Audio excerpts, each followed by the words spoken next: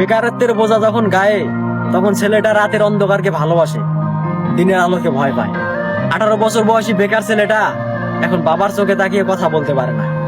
এজন্যই দীর্ঘদিন থেকে একসাথে বসে খাবারটাও খায় না। এক সময় স্বপ্ন দেখতো, আর এখন স্বপ্ন দেখায়। বাস্তবতার ধাক্কায় জীবন কতটা পরিবর্তন হয় একমাত্র 18 বছর বয়সী বেকার ছেলেটাই শেখায়।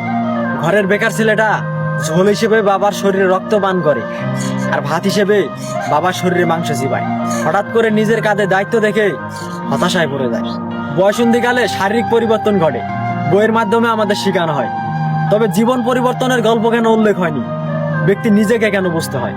কাকেই বা প্রশ্ন করি, উত্তর তো আর মিলবে না। তবে তোমরা ছোট যারা রয়েছো, বেকারত্বকে হেয়ালি মনে করো না। একটা অবাক করা বিষয় হচ্ছে, আমরা 18 বছর বয়সী ছেলেরা দেখাই ভালো আছি, ভালো থাকি, তবে মুখ ও মুখোশের আড়ালে আমরা সবাই হতাশার ভুক্তভোগী।